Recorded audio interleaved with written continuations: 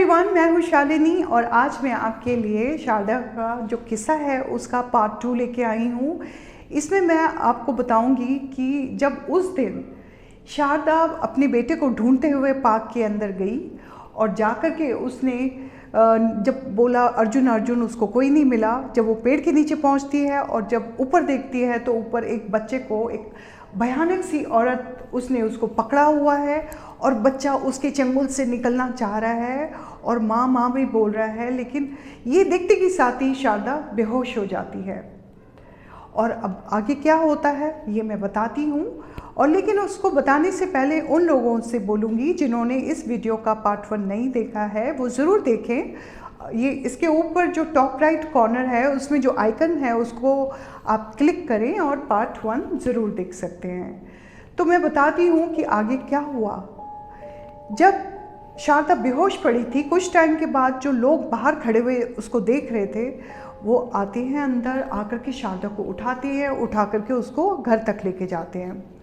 और वहाँ पे जब उसकी माँ, शारदा की माँ और उनकी बेटियाँ शारदा को ऐसी हालत में देखते हैं तो बहुत डर जाती हैं, रोती हैं, ज़ोर ज़ोर की चिल्लाती हैं। और साथ में उनकी जो माँ थी वो भी पूछती हैं क्या अर्जुन मिला, लेकिन लोग जो उसको छोड़ने आए थे उन्होंने कोई जवाब नहीं दिया और कुछ बस चुप रहे। धीरे धीरे शारदा को होश आता है। शारदा भी बस एक ही बात पूछती है, अर्जुन आया, अर्जुन आया, माँ अर्जुन आया। उसकी माँ बोलती है नहीं बेटा, अर्जुन का कुछ अता पता नहीं है, वो वापस नहीं आया है।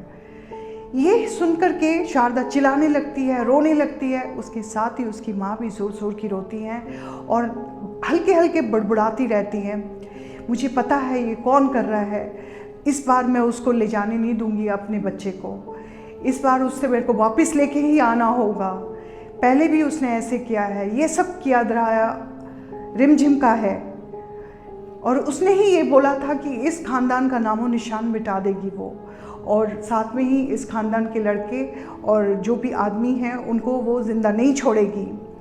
तो अब मैं आपसे बोलूँगी कि ये रिमझिम कौन थी, ये तो आप ज़रूर जानना चाहते हैं। तो रिमझिम के बारे में बताने से पहले मुझे आपको कई साल पीछे की तरफ लेके जाना होगा। उस वक्त नील जो कि शारदा के हस्बैंड थे, ये उनकी शारदा के साथ सेकंड मैरिज थी और जब वो उनकी शादी नहीं हुई थी उस वक्त वो गुवाहाटी में रहते थे अपने माँ बाबा के साथ और उनको एक लड़की के साथ दोस्ती थी, वो लड़की थी रिमझिम। रिमझिम जो थी वो मयांग जगह से थी और वो ब्रह्मपुत्र के बिल्कुल किनारे है ये जगह, और इस जगह को लैंड ऑफ ब्लैक मैजिक बोला जाता है क्योंकि यहाँ पे सब लोगों को ब्लैक मैजिक आता है बहुत अच्छी तरीके से। वो अपने काले जादू से कुछ भी कर लेते हैं और कई लोग तो अपने फ़ायदे के लिए, नुकसान के लिए इसका इस्तेमाल करते हैं लोगों के ऊपर, और कई बार तो लोग गायब भी कर देते हैं इस जादू से।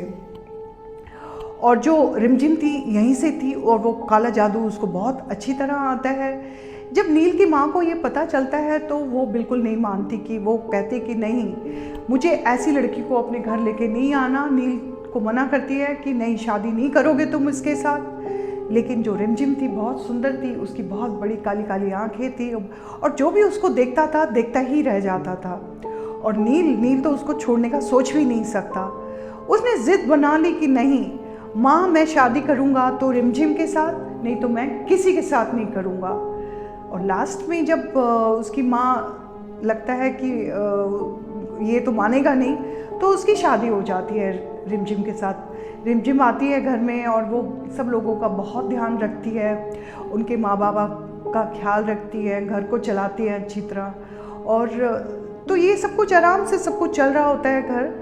तो एक रात जब नील सोए हुए थे और उनके साथ ही रिमझिम भी सोई हुई थी और माँ बाबा अपने कमरे में सोए थे, तो नील की नज़र एकदम नींद खुल जाती है। वो उठते हैं, देखते हैं कि रिमझिम तो गायब है। तो उनको बड़ी हैरानी होती है, वो बाहर तक ढूंढने जाते हैं उसको, रिमझिम रिमझिम करते हुए पूछते हैं। तो वहाँ तो रिमझिम मिलती नहीं है उनको। वो वापस आकर के उसको बिस्तर में लेट जाते हैं और उसका इंतज़ार करते हैं और देखते देखते उनको नींद आ जाती है और वो सो जाते हैं। अगले दिन सुबह जैसे ही वो उठते हैं देखते हैं कि रिमझिम उनके साथ ही सो रही है। तो वो उसको उठाते हैं और पूछते हैं, रिमझिम तुम रात को कहाँ थी, मैंने आपको सब जगह ढूंढा लेकिन आप कहीं नहीं मिली। रिमझिम बहाना बना देती है और फिर बात आई और गई हो जाती है और फिर चलने लगता है ये। लेकिन ये किस्सा तो रोज़ रोज़ चलता है और इसके बारे में जो नील की फैमिली और नील को कुछ पता नहीं चलता। एक दिन जो उनके पड़ोसी थे वो नील की माँ के पास आते हैं और बोलते हैं, ये आपकी जो बहू है ये रात को कहाँ जाती है? तो ये बात तो किसी को मालूम नहीं थी। तो वो बोलते हैं, हमें तो कुछ नहीं पता। फिर जब ये बात वो नील से बोलते हैं तो नील बताता है कि एक दिन मैंने जब नींद खुली थी तो देखा था कि वो गायब थी। तो लेकिन उसको भी कुछ नहीं पता। तो वो कहता है कि अब मैं इस रात को देखूंगा कि वो क्या जाती है, किससे मिलती है। और रात होती है, वो नील लेट जाता है और ऐसा लगता है जैसे बिल्कुल गहरी नींद में सोया हुआ है। और जैसे ही 3 बजते हैं, रिमझिम उठती है बिस्तर से, तैयार होती है और धीरे से दरवाज़ा खोलती है, डोर के बाहर निकलती है और चलने लग जाती है, बाहर चली जाती है। और जैसे ही जब नील देखता है कि रिमझिम निकल गई है, वो भी एकदम से बिस्तर से उतरता है और उसके पीछे पीछे चलता है। तो वो देखता है कि रिमझिम बार बार पीछे मुड़ मुड़ के देख रही है कि कोई उसका पीछा तो नहीं कर रहा। और लेकिन नील भी बड़ा ध्यान से उसका पीछा कर रहा था। वो चलती जाती है और एक जंगलों में पहुंचती है जहाँ पे बिल्कुल सुनसान अंधेरा था।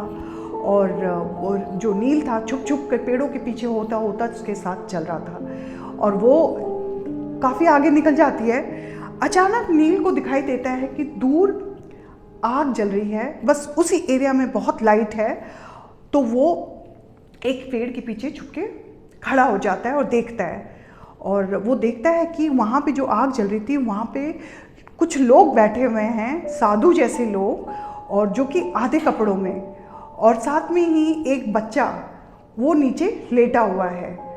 तो वो ये देख करके उसको बहुत डर लग जाता है क्योंकि माहौल ही बहुत ख़राब था, भयानक था।